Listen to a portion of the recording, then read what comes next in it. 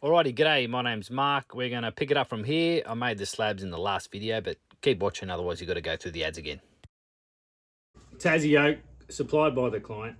So this is a first for me, working with purchased timber.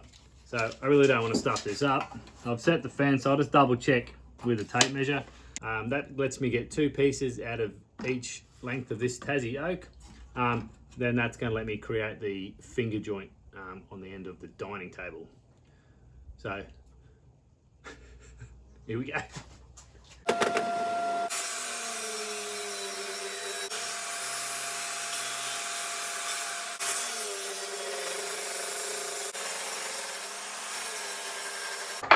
Okay, I'm just gonna whip off the inny-outy bits on the end of this board. Always make sure I make them extra long, just so that I can protect myself against a bit of snipe when it goes through the thicknesser.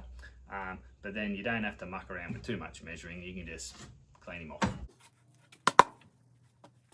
Right, okay, it's time to flatness all these slabs. What I pretty much always will have is an ugly side and a good side, so I'll just start rotating it, and generally the ugly side will reveal itself pretty quickly. And by ugly, I mean there might be a large trough which I'm just not going to get down to without losing too much thickness. So I'm going to start running through there, and hopefully we end up with some nice flat slabs.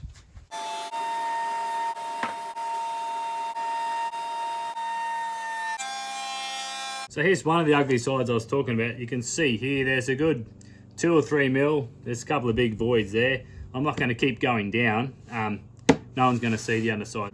Okay, I'm now going to chop these up into the 60 mil strips. So I should have one nice straight edge, which I can reference off the fence, and it should be reasonably square. Check square. If they're not, I'll just have to clean them up with a hand plane, because I can't access the jointer with these big long lengths, just the way I've got the shop set up. So, okay, so as you can see up this end, now I've got that finger joint going on. Now what I have done is I cut these the other day to 60 mil. I set the table saw up today for 60 mil, and it turns out it was about 61 mil. So this needs to be 900. It's actually 900 and a bit under 20. So I basically got to take a millimetre off all of these, because it has to match up exactly with these pre-cut ones. Otherwise, they're not going to do this. Know what I'm saying? Just like that. So guess what? Got to cut some more. So in hindsight, what I should have done is use my existing measurement, put that up against the fence, lock it in tight, and then they're going to be exactly the same. Like I said, I got to do that. Anyway, are they finger joints or are they box joints? I don't know.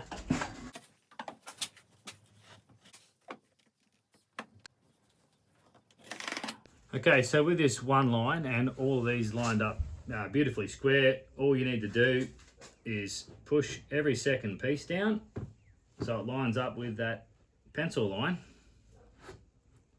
and that is going to create your box joint. So I've given myself an extra 5 mil of fat, so the pieces going in this way will sit low. I'll then clean off the top of these so it ends up nice and flush. Got this little tip off, again, off Jackman Works. So I used to do this, and then I saw him draw the line. Good stuff, game changer.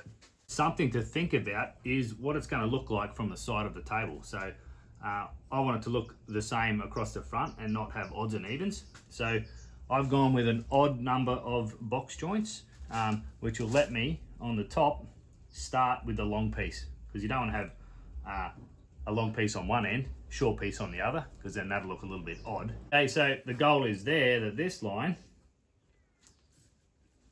is nice and square. So once we do the glue up with the biscuits, that's where we really want to check that that thing is looking a little bit Michael Mouse.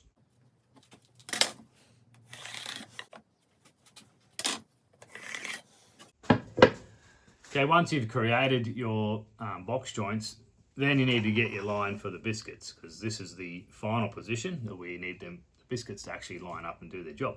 The first time using a biscuit cutter, mate of mine, David Kelly, he lent me this one, so I'm going to biscuit all of this stuff together. Now, I don't have a biscuit cutter, so it's cool that I've got one now to have a lend off. What you can use is your trim router with a slot cutter bit in the bottom. Now, it's a little bit more work, and I've actually done a video where I make a waterfall edge and I show my routine for how to basically do your slots with this. So it's not as simple as it first seems, but once you've got a routine, it's a very versatile bit of kit and you can do all this stuff with that bad boy.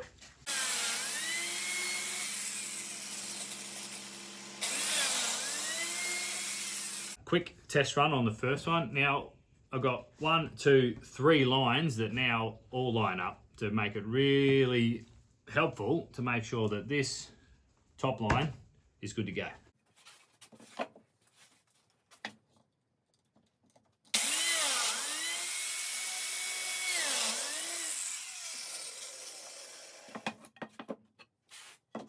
Again, first time doing biscuits, I'm going to do a dry run, which I'll probably do every time, just in case I made an error somewhere and the biscuits don't line up. So, which could be flipping the piece over the wrong way and then getting a different depth, or something like that. Okay, so quick shout out to Cuffy's Woodwork. He's got a new channel called Tips and Talk. Now, his latest video talks about how to determine grain direction, which was going to be pretty important for me because as you can see, it's all over the place. Now, all good tips. However, for this one, because I've got so many pieces and there's actually so much color variation, I'm just going to go with what looks a little bit random. As you can see here, there's 3 that are exactly the same. So I'll mix that up just so I get that bit of color differential, big word, which sort of ties into the top because it's crazy as. Anyway, go and check him out. It's really good stuff.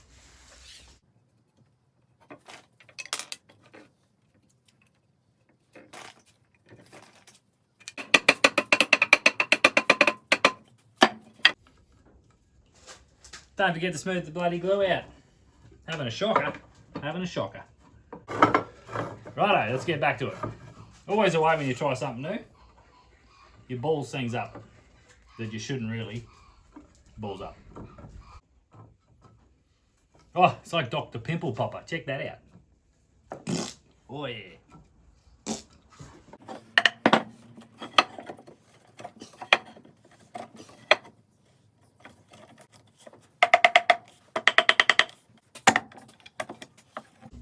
If you're going to have a crack at this and you decide to cut your pieces to exactly the right size and then rely on sliding them down, just keep in mind that it is quite difficult to get a perfect straight top edge, especially when you start spanning across to the other side.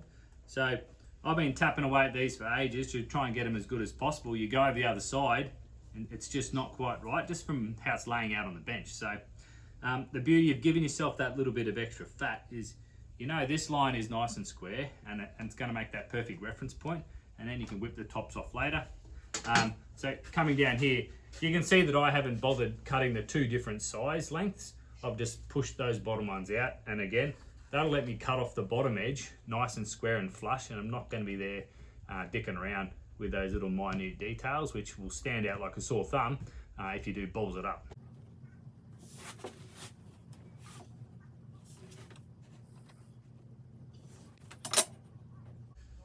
I'll just check one more time.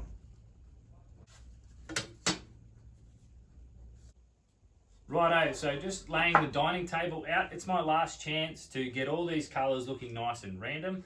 Unlike the side panels where I just slid the ends down to get my box joint, I have to cut 2 different size lengths for this one.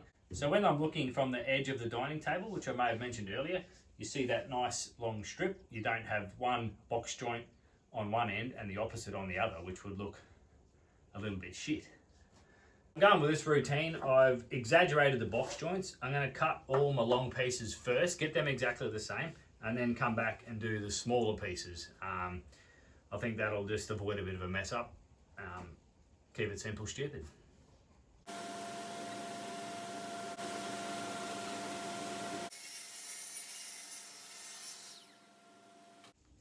These are the 2 thicknesses that I have to be shy of because That's how the box joint is formed. The first ones, they were cut with an extra centimetre so that again they can be cleaned off at the end. These ones have to be exactly the same, so just taking plenty of time, sticking these here. That's just my gross error check to make sure we're good to go. Okay, and again, I've checked it's nice and flush down that end. I'll clamp it together here. Go double check down there. Cut it flush up here. They should all be exactly the same. Okay, and then to get the exact same on the final pieces, just take one of the existing ones, square your blade up against this piece of stock. We know that one's good to go. Rip it through. They're all exactly the same. Plus or minus a spider's wanger.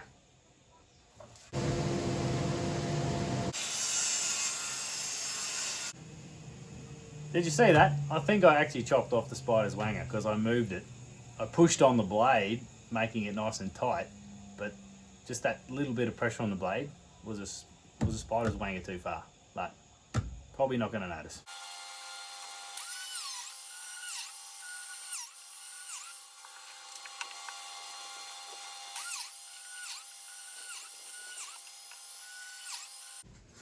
Okay, so I was going to do this in two parts. I'm going to take a punt and do it all in one hit, and I can leave it in the clamps for a few days until I'm ready to move on to the next step.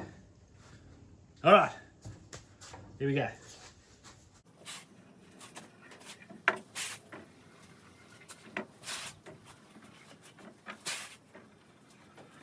I'll tell you what, I'm glad I practiced that slide in the last video. It's paying off.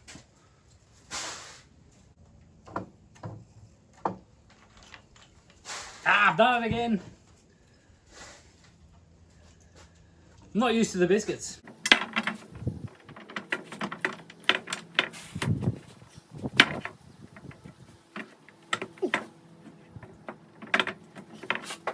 Oh shit.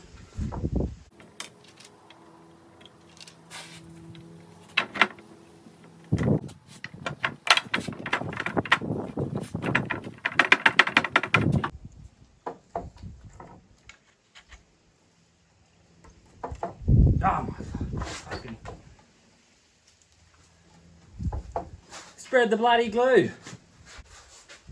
Alright, I've got to take my own advice and slow down. There's plenty of time. Fair dinkum. Oh, Jesus.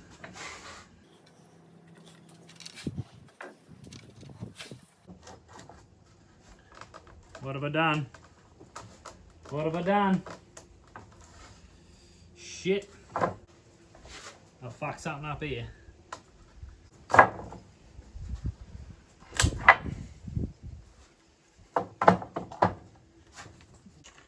Remember earlier in the video how I said I'm going to do a dry run on for all these? Guess what? Whoops. And that is why this isn't going to plan.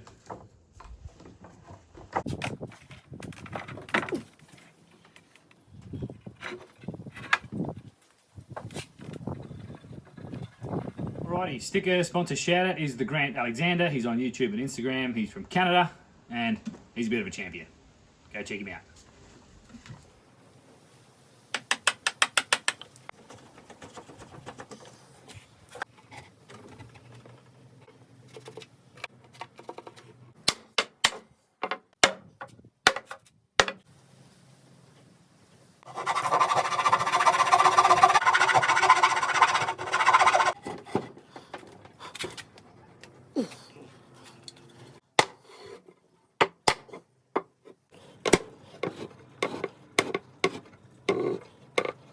Okay, so it's proving difficult to get all these box joints to pull in nice and tight.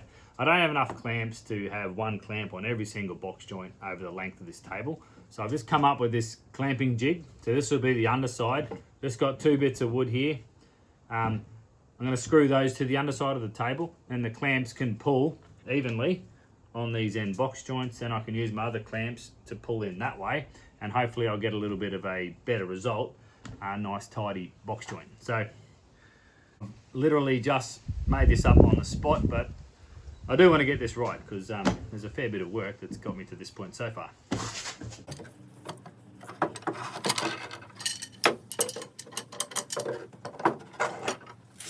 All right, so this is one of my crazier clamp ups. Got my big corner squares. They're doing the job to get it square because that's the end goal.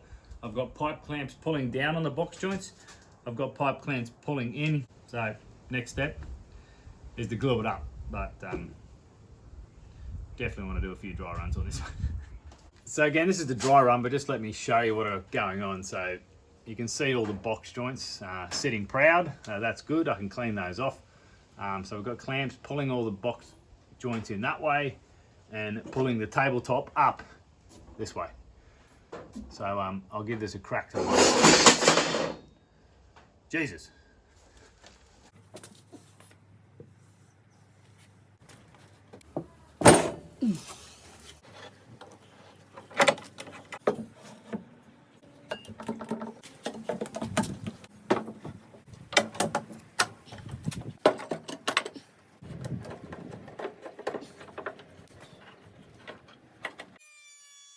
So to clean off all the ends, I thought this routine would have been U-Butte, but I think the blade's a little bit blunt, so it's actually burning the end grain. Didn't really like it, so I'm going to stick with what I know. I can wield a belt sander pretty well, and with a bit of care, it actually worked out way better, so I'm happy just to run with that. So there we go. Box joints, not just any box joints, big ass box joints.